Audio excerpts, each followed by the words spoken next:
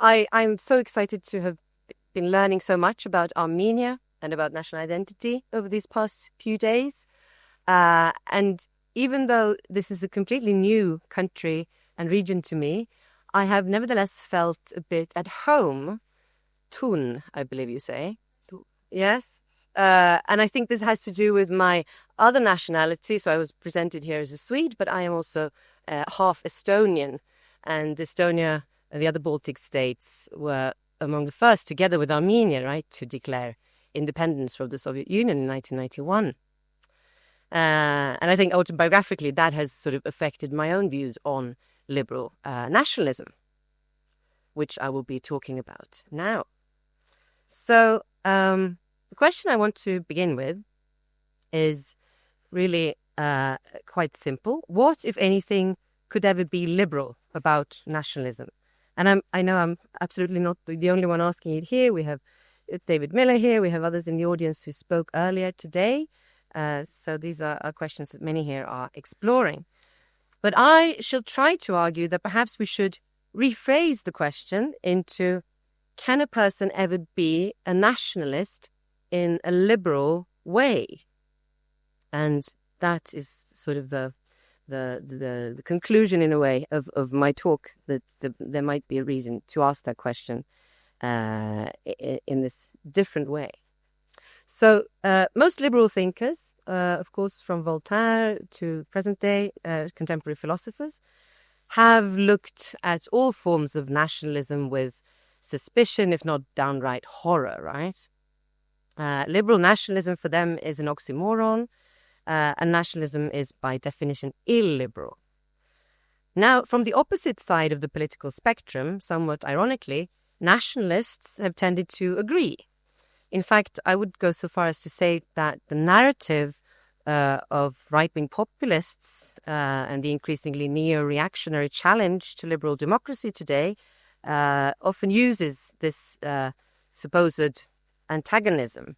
So if you listen to someone like Viktor Orban or Donald Trump, you'll notice that they like to tell the story of our times as an epic struggle to some extent between two types of people, liberals and nationalists.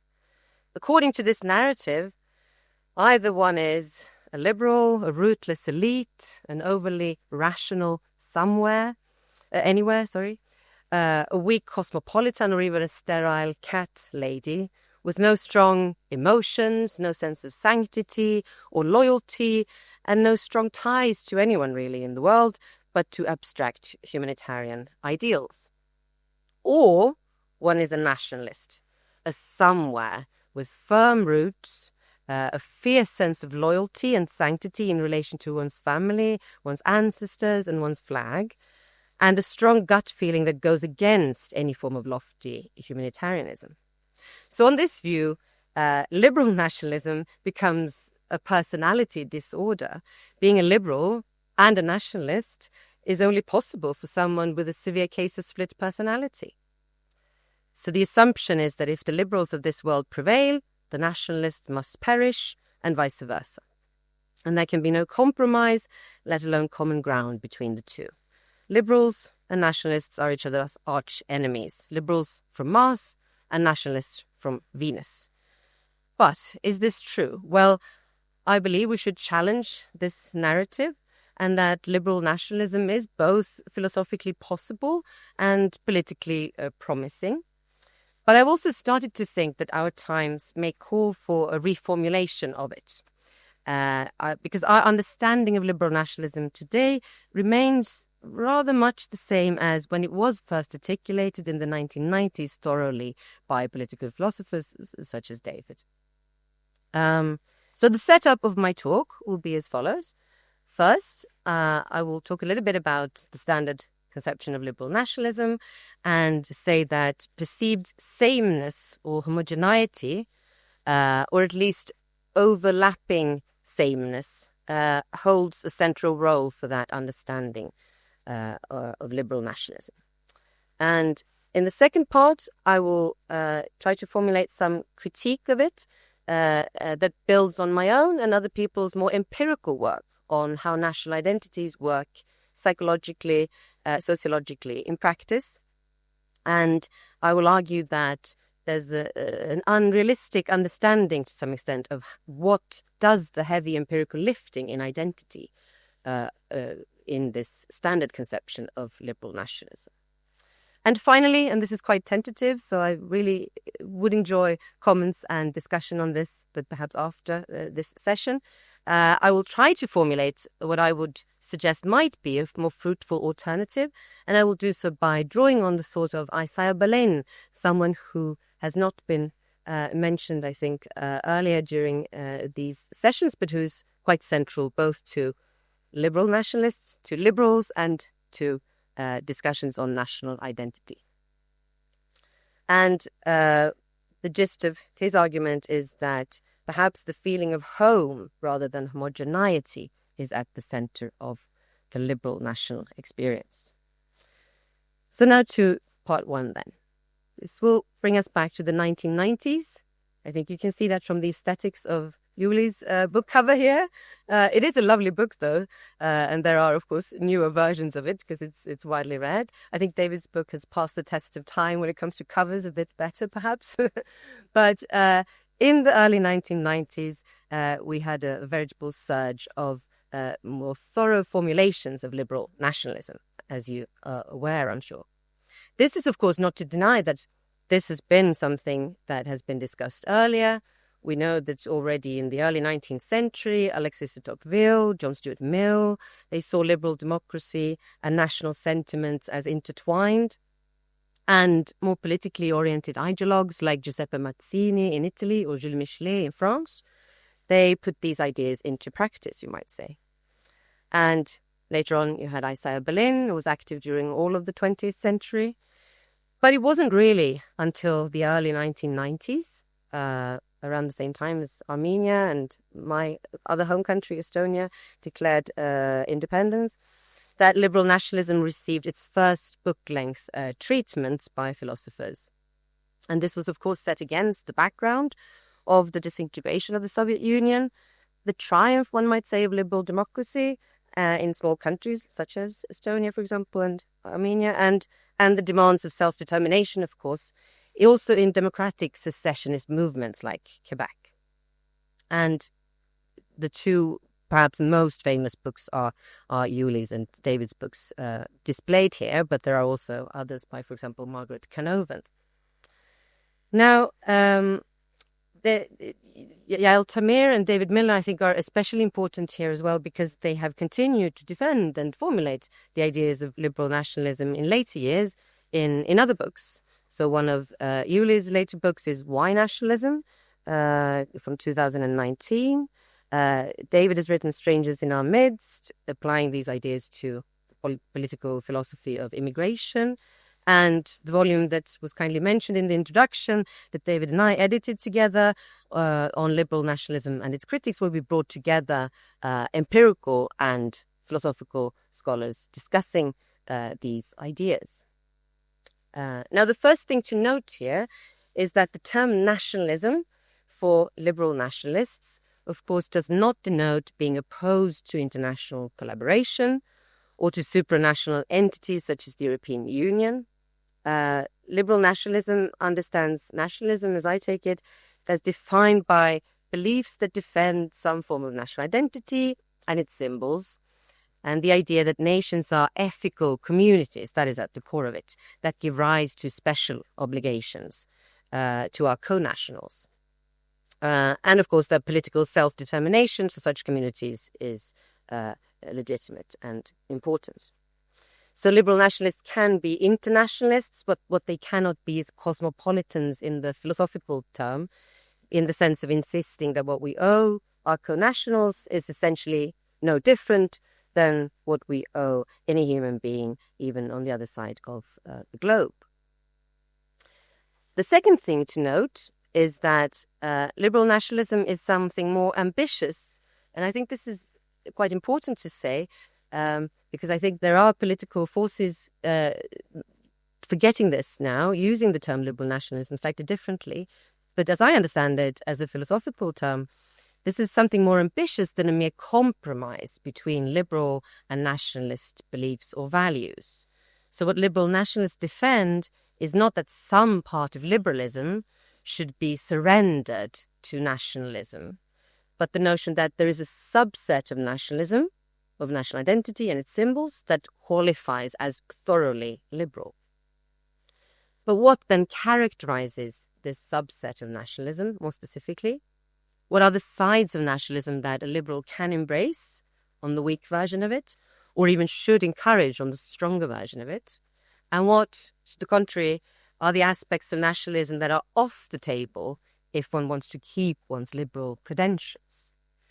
So, on David Miller's account, liberal national identities can be defined by a balancing act between two goals, you might say. So, the trick is to find a national identity that, on the one hand, creates an experience of sameness that is held to be instrumental for pursuing liberal goods, such as the rule of law, a vibrant deliberative democracy, and not least social justice.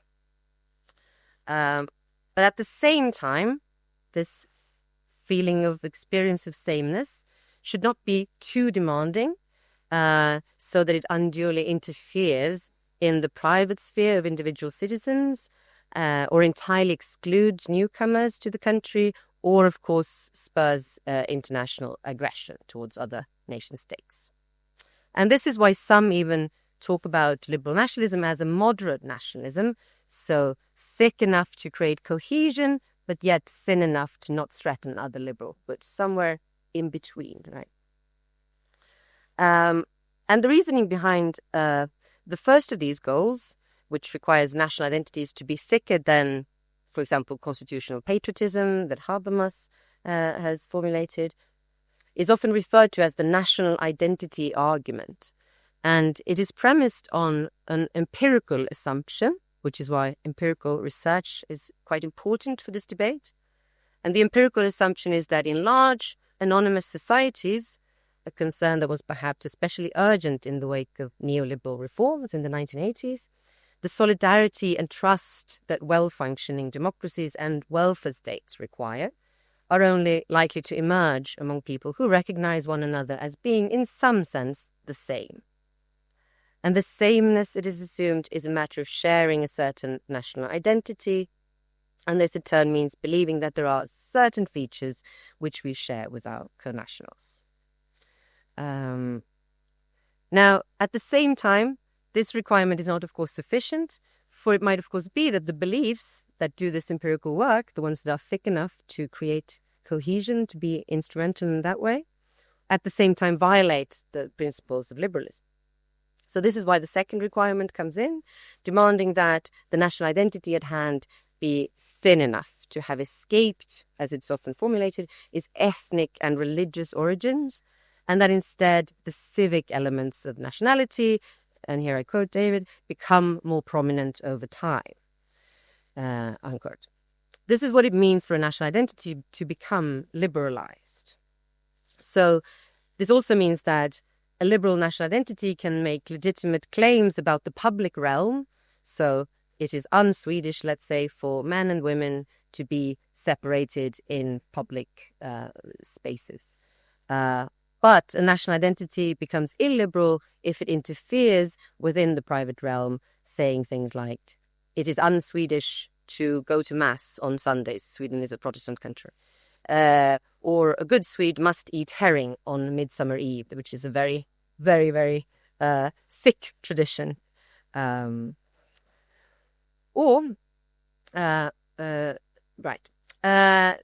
how, one might ask, do liberal nationalists believe that this national identity can avoid spurring nationalist aggression towards minorities or other countries?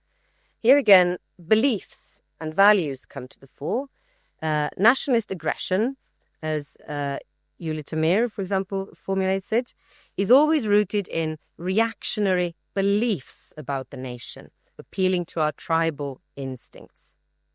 Or for a more recent example of a similar line of thought, you could consider Francis Fukuyama, who has come out as a form of liberal nationalist quite recently.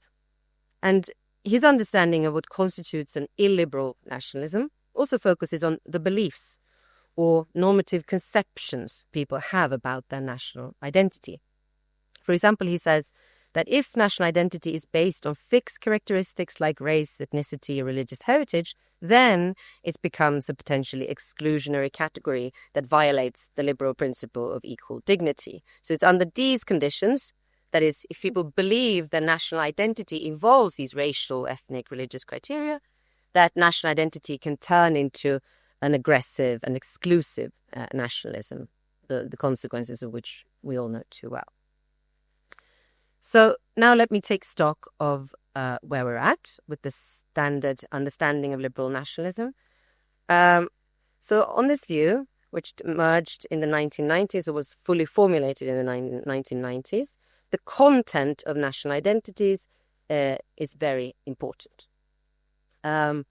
A national identity that liberals can embrace is thought to be defined by being neither too thick nor too thin. It must be one that provides a sufficient sense of sameness for people, but at the same time allows for them to be ethnically and religiously diverse. So the trick that liberal nationalists need to pull off, both they themselves and their critics actually assume, is to liberalize the conception people have of what constitutes their national identity, while still making sure this conception is substantial enough to make people feel they can trust, collaborate with, even sacrifice their own good for that of the good of their co-nationals and their shared country. So what must be liberalized is the conception people have of what constitutes the sameness, national sameness. But I shall now suggest that the consequences of national and other social identities tend empirically not to be very much determined by their content, the beliefs that they consist of partly, or at least not to the extent that philosophers tend to assume. So now I shall go into the second part, which talks about empirical research on social and particularly national identity. So let's first take a moment and step back and ask, so the national identity argument, which premises the idea of liberal nationalism, is the idea that national identities create cohesion. So do they? And if they do so, does this happen at the cost of prejudice and outgroup aggression, as the critics of liberal nationalism often point out? What do we actually know about the effects of national identity? As I'm sure you're well aware, we know quite a fair bit by now, but the empirical research that I often deal with is slightly different from what I think many have discussed here during these past few days. It deals more with mass psychology, mass political attitudes around national identity. So, first of all, this literature is very much grounded in social identity theory, a socio-psychological approach to identity. And it's very experimental, this field of research, and goes back to 1960s and 1970s. And I will talk a bit more about those experiments very soon. But overall, one could say that multiple experimental studies of how social identities, group identities, work show that making such identities salient does indeed seem to raise social trust between in-group members, as well as their concern for and their sense of responsibility for helping one another. Moreover, these experiments, and this is sometimes forgotten, they tend to show that in-group love does not by definition, and even empirically is not always related to, out-group hate. For that to happen, there must be contextual elements present, such as competition between groups or a sense of threat. As you are well aware, it's easy to induce a sense of threat, though. So that doesn't, of course, mean that there is no relationship. But it is not the case, if you, for example, considered the work of social psychologist Marilyn Brewer, that in-group love and out-group hate are two sides of the same coin. There's also a number of experimental studies on national identity specifically, where subjects are primed, so that means reminded of their national identity, For example, by being asked to write a few sentences about why they are proud to be, say, Swedish, or they're being shown pictures of national symbols, maps, as we've all been primed with Armenian national identity to some extent here today, or, of course, flags. That is the very most common national symbol to show people. And when people are reminded of their national identity, these experiments tend to show that they tend to trust their co-nationals more, even if they belong to another ethnic group. They tend to cooperate with them more as well, even if they, as in Indian, for example, experiments, they belong to another religious group. Or as in trans-use experiments in the US, white Americans are willing to donate more money that goes to African Americans when they are reminded of their overarching American identity. And there are similar experiments showing similar effects on tax morale, for example, in Austria, where the pictures shown were not always actually of the flag, but also of national landscapes, so alpine landscapes in the case of Austria. And finally, there's some interesting evidence suggesting that being reminded of an overarching national identity can actually reduce polarization, especially affective polarization, which is what this conference began with reminding us about, namely the idea of demonizing your political opponents, the idea of not being able to see that they're human beings and attributing to them all sorts of evil intentions. And this last experiment by Lewandowski was conducted in the US, but my research group in Uppsala has tried to some extent replicate, we've changed it a bit, to do so for the first time in a Scandinavian context. And we are finding somewhat similar results in Sweden by just showing people either a picture of the Swedish flag, a quite non-subtle picture of it, or in the second scenario, asking them a ploy question about when did you last attend a birthday celebration, and then we show them the control group gets a picture of only this cake, and the experimental group gets a picture of this cake with this minor national flag on it. Since national flags are used in this quite banal way in the Nordic context, this is not very unusual, and even the small reminder of an overarching Swedish identity seems to have such effects in Sweden that it first reduces this affective polarization, so that people who are likely to, who first demonize their political opponents, saying, you know, they're evil, they can't be trusted. It's not only that they're wrong, they really are existential enemies. They become less likely to do so after being reminded of this overarching identity. They also actually become more trusting of the political authorities. But in our experiments here, we don't actually find any experimental results showing that they become more socially trusting. So far then, you might say liberal nationalists like David Miller, Yulia Tamir, really seem to be onto something about the cohesive side of national identity. At the same time, of course, these empirical results also give us reason, I think, to question the focus that I try to stress when describing the standard view of liberal nationalism, the focus on beliefs and content of national identities. Because if simply being reminded of one's national identity, even subliminally, some of these experiments, not the ones I run, but others, show people a flag this quickly so that it doesn't even register. And yet it has effects on people's attitudes. If even that kind of reminder is able to make people more cooperative with one another or trusting towards their co-nationals, then surely the main mechanism which drives this can't really be beliefs, conscious beliefs at least, about what more specifically constitutes their national identity, what it is that one shares with one's co-nationals. It seems as something else, something less conscious and maybe ideologically explicit must be doing the main work here. And the point I'm trying to make here has been rather well summarized by political psychologist Leonie Hadi, who has studied national and other social identities empirically for a long time.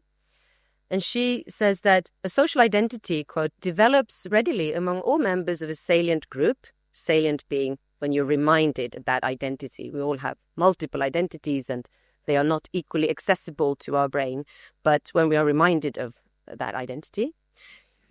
And then I'll continue, even when members hold differing beliefs. So its effect on things like trust and cooperation, but also on prejudice and aggression, it tends to be more independent of beliefs about this identity than we have assumed. Indeed, we know also, that there's a great division in the general public in many countries about, and I don't need to press this point a lot to you here, about the content, of course, of the national identity. Often in these surveys, as you're aware, I think people divide attitudes into whether or not people have a civic or a more ethnic, and sometimes, thirdly, a more cultural conception of who counts as a true Armenian or Swede or Brit or Frenchman. And there are huge divisions among populations within each country in these conceptions of what it means to be a true co-national, right? And yet, when reminded of having a shared identity, the content of which people are divided over, they still become more willing to cooperate with and trust one another, right? So that also tells me, at least, that perhaps what is driving these relationships is not the perception that one shares a lot more with one co-nationals than the feeling of belonging together, a sort of fuzzy feeling that we were talking about yesterday when Anthony Appiah was giving his keynote. So perhaps the best way to make sense of this is to go back to the classic experiments with which the whole social identity theory discussion in social psychology began. And these experiments, they were run in Bristol in the 1970s by Henri Tajfel and John Turner. And they developed the so-called common in-group identity model based on these experiments. So what they did was they took a bunch of schoolboys and showed them a painting by, anyone care to guess? Putting you on the spot here. Paul Klee. Yeah, Klee, the red balloon. I don't know if they actually showed them this particular painting. They showed them a painting by Klee. And then they also showed them a painting of... Yeah, good. This is instead of coffee. Asking them which one they preferred. Now, of course, if you're an art connoisseur, you might have strong preferences for one over the other, but I think these boys were not likely to have any strong preconception of which one they would prefer, right? So it was a sort of a whimsical identity they created by this. And then after having been asked this, the boys were made to play a number of trust and cooperation games with one another.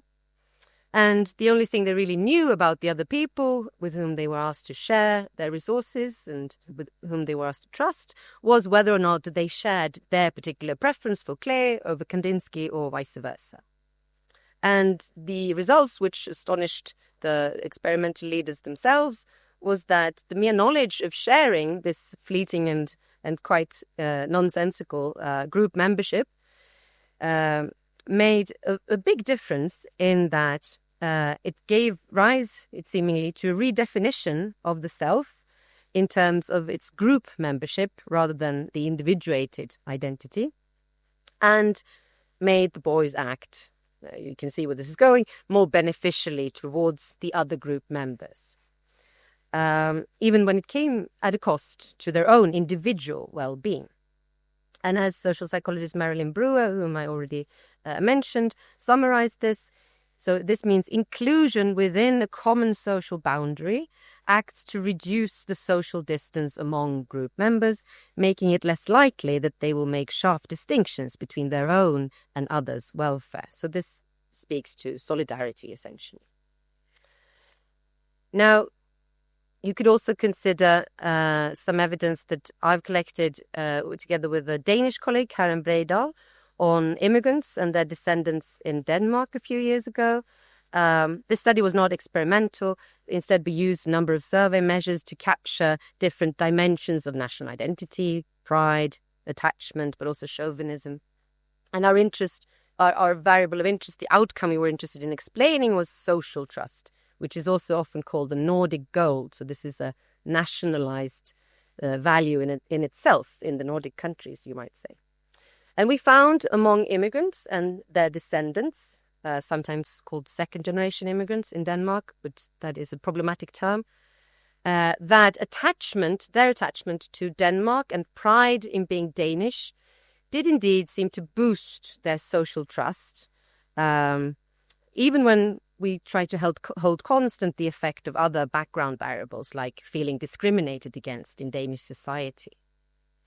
But what I want to emphasize here above all is that we also found that this trust-boosting effect of national identity and attachment especially was not really dependent on believing that one shared any values with other Danes. We specifically asked about this. Or even on subscribing to beliefs that are typically considered Danish. We also asked about this. So this, I think, also tells us that national identity may not always be best thought of as a transcendent religious identity in the sense of what you share is what you believe, right? But more of an immanent sociological identity. What you share is what you do, but also what you feel. Where values and beliefs and normative convictions are, of course, important in many ways, but they might be less important to ordinary people than philosophers assume. And I sometimes draw this parallel to rooting for a sports team, which I know David disagrees with, so we could talk about that later maybe. But I would say at least that a supporter who disagrees strongly, a supporter of a football team, let's say, who disagrees strongly with other supporters on how the team should play, or what indeed it takes to qualify as rooting for it, or maybe when it was founded, or whether certain players who have been bought into the club really should be there, can still, when exposed to the colours and the songs related to the team, to the symbols, come to show solidarity with the team and those who are considered part of the team in-group. As well as, of course, animosity, which is a great part of being a supporter, towards the rivaling teams. So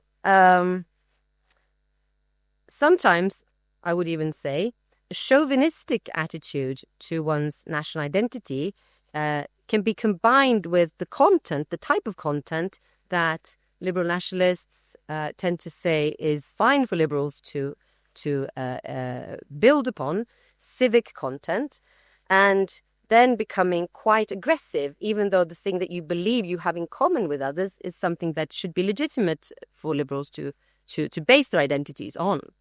So I have to ask your forgiveness for bringing in the case of Sweden again, but I think it illustrates this in that during the whole COVID pandemic, there's so many aspects of this, but one aspect was that Sweden had its own way of dealing with the virus that became quite internationally discussed, and it went its own way. It didn't pursue lockdowns, for example.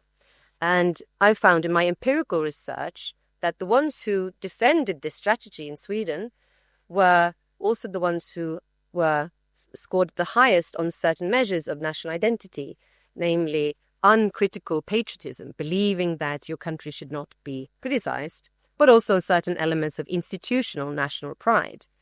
So I would argue that what happened in those circumstances was that a civic, quite progressive national identity, IKEA, social democracy, what have you, here symbolized, I think, by the tote bag, which is, for most people, I think, a symbol of quite progressive, gender equal, environmentalist values, became combined, however, despite its civic, progressive kind of nature, with a sort of chauvinistic belligerence that is quite rare in Sweden, but because of the contextual circumstances, became much more belligerent than you would have expected. And the guy here, you might not recognize him, he's like Al Fauci. So he was the main guy who led the Swedish approach to the pandemic, and he was standing in front of people every day in televised press conferences telling them why Sweden was doing what Sweden was doing, and he was massively popular.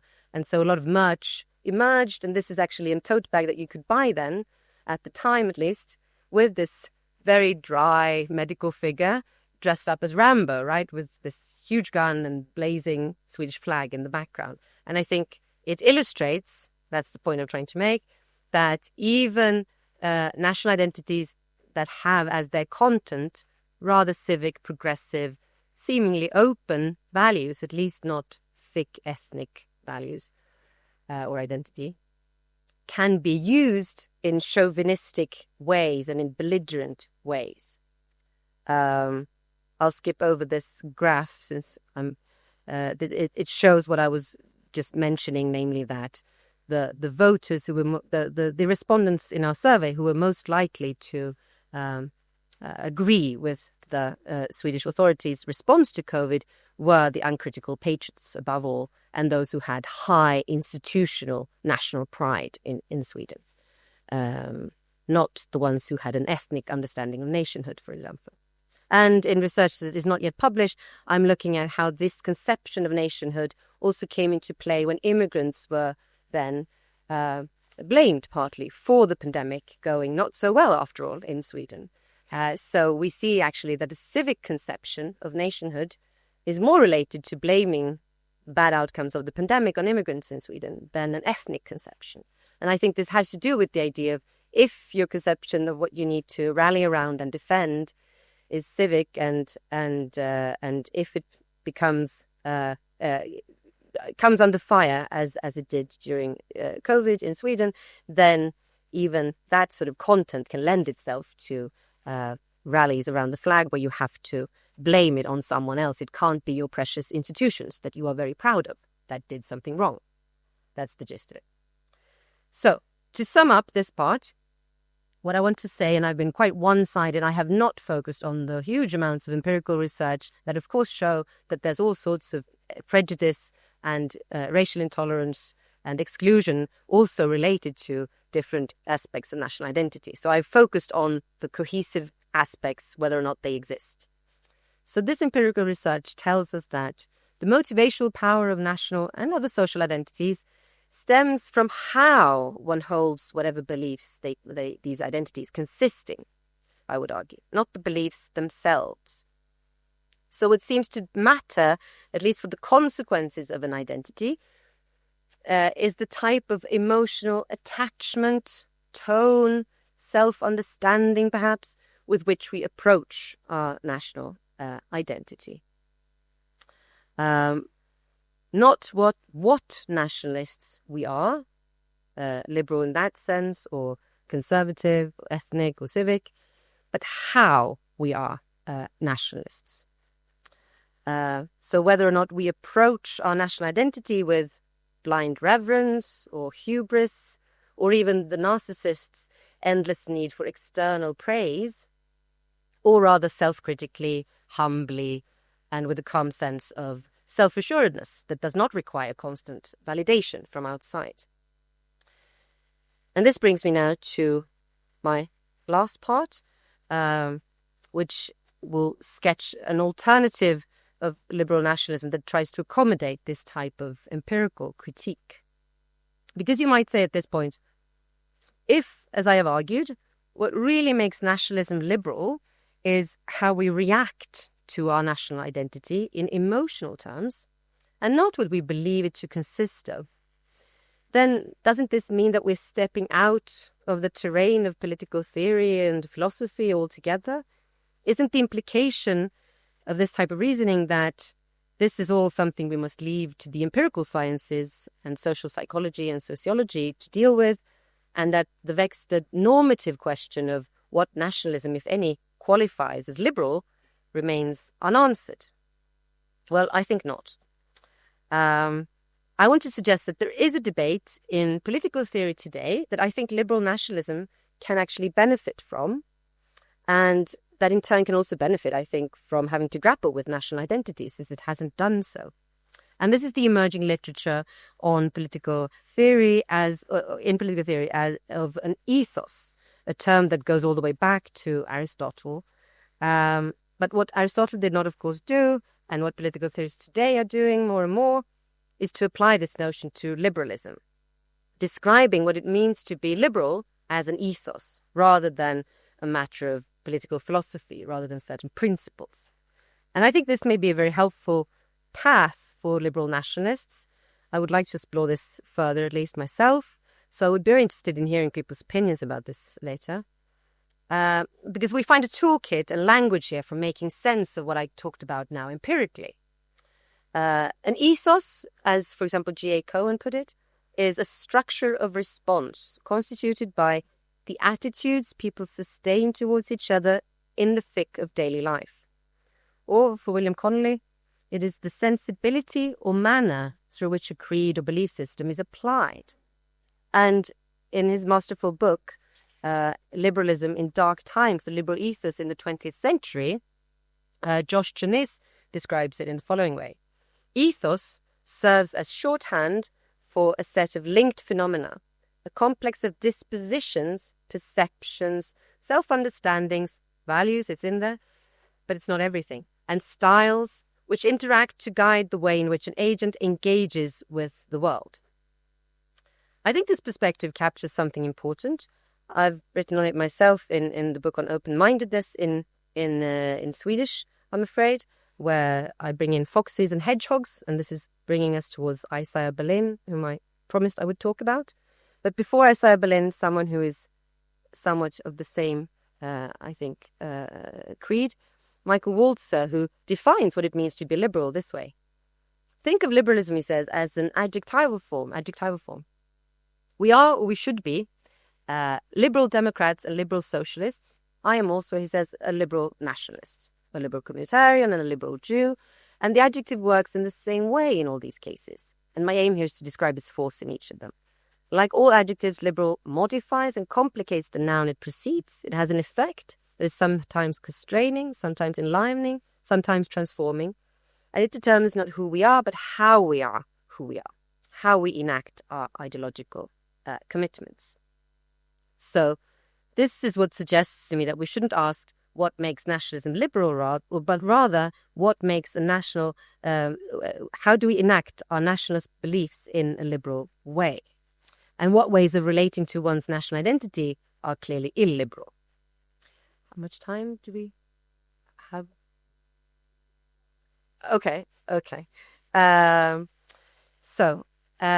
Isaiah Berlin, I promised I would talk a little bit about him. I think he grappled with these questions. He has some claim, as David has put it, to be considered the founding father of contemporary liberal nationalism, but his thought is always a bit sloppy, and certainly when it comes to nationalism and national identity, there are many conflicting ideas he has. I think that this quote is however quite important. We don't need to look at all of it, but the middle of it, where he says that to belong to a given community, to be connected with its members by indissoluble and impalpable ties of common language, historical memory, habit, tradition, and feeling, is a basic human need, no less natural than that for food or drink or security or procreation. And I think the first thing to note here is that, contrary to the standard take on liberal nationalism, which I criticized, Berlin does not say that what characterizes a liberal nationalism, or this benign type of national belongingness, is that it limits the content of the national identity to something thin or political, or even something that is chosen, right? It doesn't exclude thicker, unchosen, strongly emotional aspects like shared language. And I think the role of language here matters. Language is sometimes brought up as something that we need as a means for communicating, deliberating in liberal nationalism. But this type of thinking stresses language more as your home language, your emotional language, your love language, some people call it, right? The one you use to say, I love you to your children. Secondly, and also in contrast to liberal nationalism as it has typically been understood, I think Berlin here cashes out the nationalist sentiment that he sympathizes with in terms of a need for something other than sameness. He talks about feeling connected, being tied to one another, but not at all about achieving some form of perceived homogeneity. Quite to the contrary, he actually connects the nationalist need for belonging to diversity, ideas which he took very much from Herder, whom we heard about yesterday. Indeed, the reason that Berlin takes the need to to feel at home or to be a sentiment liberals should accommodate and even encourage is that it makes individuality possible. This is quite clear from when he talks about the creation of Israel. And he talks about how people, when they constantly have to look over their shoulder to see what others think of them, are simply unable to live the kind of spontaneous, bold, and individually varied lives that liberals like himself, but also earlier liberals like Benjamin Constant and John Stuart Mill certainly thought liberals should strive for. So the reason liberals should make sure people's need for national belonging is fulfilled, somewhat paradoxically, is that only then will people dare to be different from one another. And this, I think, is what Stuart Hampshire has summarized rather well when he talks about Berlin here, saying the question he asked was, under what conditions do people typically, and for the most part, feel at home, so unconstrained and free to express themselves? This is the point, not, I would say, sameness, at which the idea of nationalism needs to be introduced as a necessary part of any liberal philosophy or politics. I think I should maybe skip a few points here. I will just, I'll have to skip the bent twig. I just have to say a few things about what was in the title, Our Age of Accelerating Authoritarianism, or you could say authoritarian accelerationism. Because I think, and now I'm concluding, that when the dominant conception of liberal nationalism was first formulated in the 1990s, we were living in a different age. Liberal democracy was on the rise. It was celebrating what seemed, at least, to be its final triumph, at least for someone like Fukuyama. And today, the problems that face us are not entirely the same. We have authoritarianism that is accelerating as a threat to democracy and democratic institutions. But we also have a new form of illiberal ethos. Josh Chanis, who wrote this book about the liberal ethos of the 20th century, he's talked about the Trump regime as an ethos of ruthlessness, where ruthlessness is the point. And we have people like J.D. Vance, for example, who's only one heartbeat away from having the most powerful position in the world, who defend, on the face of it, liberal things like freedom of speech, even the individual's right to stand up against the crowd, right? But it's clear that it's done in a very illiberal way. And the Silicon Valley tech bros, here you see Peter Thiel, who's bankrolling it essentially, and Curtis Yarvin, their favorite thinker, more famous under the name of Mencius Moldbug as a blogger. They are actually not only illiberal, but they're also very clearly anti-nationalist in the sense that they don't seem to think that this feeling of home is something important. They propagate, Vance doesn't do so openly, but Yarvin certainly does, and Thiel has also said he likes this idea of breaking up, even the US, into a number of corporations, having a network state where people can shop around, they can exit, but they should have no voice. So it's not a democratic system, but it's also not a national system, right? So I think this new and rather alarming situation is also something to consider when we think about how to combine liberal thoughts with national ones and also with national needs and emotions. So what I've sketched here is rather tentative, and again, I'm very pleased to hear your thoughts on this later. But what I'm saying essentially is that liberal nationalism today perhaps holds more promise as a way of approaching nationalist needs than filling the national identity with liberal content. Thank you.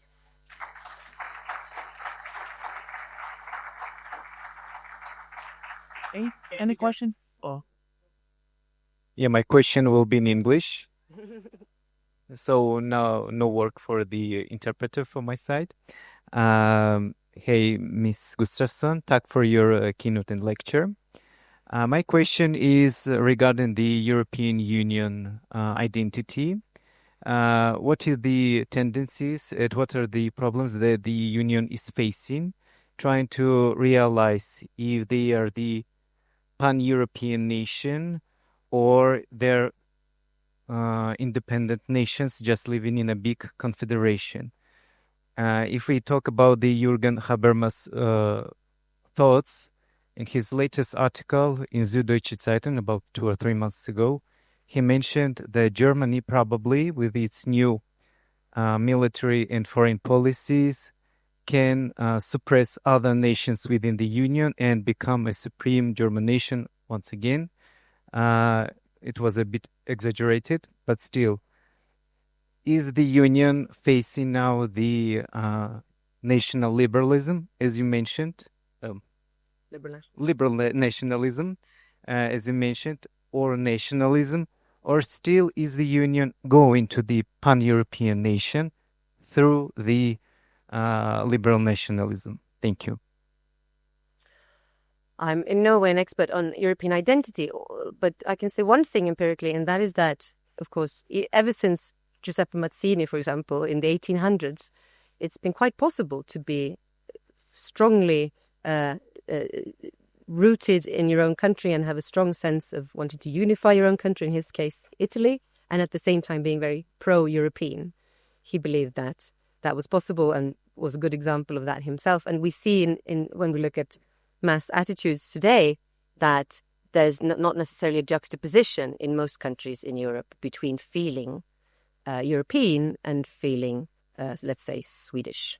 That said, of course, there is a great variation across countries in how European people feel, and I would say it's quite geographical, right? So those of us who are on the outskirts of Sweden tend to have of Europe, sorry, Freudian slip, tend to have somewhat less warm feelings towards the European identity and feel that it is not necessarily very natural. It doesn't come as naturally as it does for example, French citizens. Can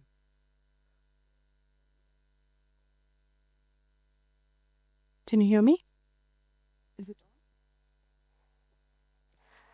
Yeah, thank you for that very interesting talk.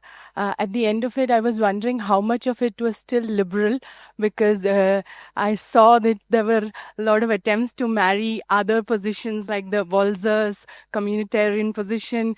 I was strangely even reminded of the conservative Roger Scruton and the way he thinks about individual commitments and desires. And I was thinking about this line that you mentioned, that liberal nationalism is not is about how one holds one's beliefs and not what beliefs one holds.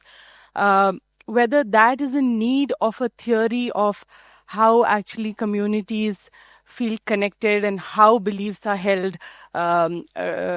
Otherwise, it only looks like liberal nationalism is prescriptive rather than descriptive of how actual politics works.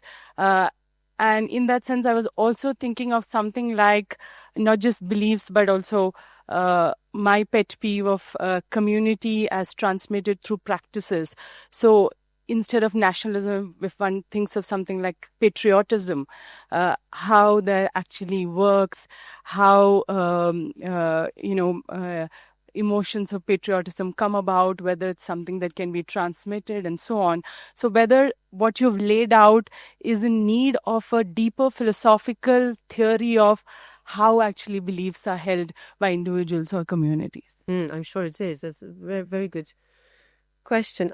What I can say, I think, is that even though you said you heard echoes of Scruton in there, I think that this feeling of feeling at home and looking at national identity as, or at least the national need that liberals can accommodate as being the need for a home and being opposed to being in exile or homeless, is open to non-conservative feelings at home, right? So people, if you just look at it psychologically, can feel at home in very, very, very different environments. So I know Scruton makes this case that most people, they need a certain type of architecture and they have these doilies on their armchairs, but this is something that modern progressive liberals don't understand. But that is, I think, empirically false. But I do think that opens up, that feeling for a home opens up for more different ways of relating to the nation. Then, for example, this idea of the main metaphor being sameness or having even a family resemblance, siblings, that metaphor is a bit different from the home metaphor. because it doesn't have anything to do really with being the same as others, but sharing this feeling of being yourself fully with others somewhere. Well, this is related to the last question, when you emphasized how we hold a belief as opposed to what the belief is, and how emotion or feeling play a role in this. One can think of the situation where people then wind up supporting beliefs or ideas that are against their own interest. And I think of that in terms of even a populist and illiberal views, where for us who believe in a liberal democracy, cannot understand why people go to the polls every 4 years in the United States and vote against their interests.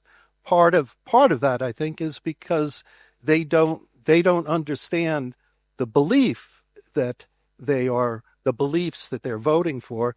They are tied to the emotion or the feeling by which they're presented in a political campaign. That I absolutely agree with that. Empirically, this very case, I think, is a good example of something rather odd, right? That there's this quite nationalist feeling for home, and also wanting to defend the home and making it great again and everything. Some aspects of which are clearly illiberal, and others of which I would want to say liberals should be able to accommodate. But they're effectively, the policies that will come out of this might even, disrupt the very country and unity of the country. So clearly, people don't always know what they're voting for. That's true. But I'm not sure that is a particular problem for this approach. But we can discuss that. The insight, I think, applies to not just liberal nationalism, but to the opposite, to understand the attack against liberal democracy. Yeah. Mm-hmm. Okay.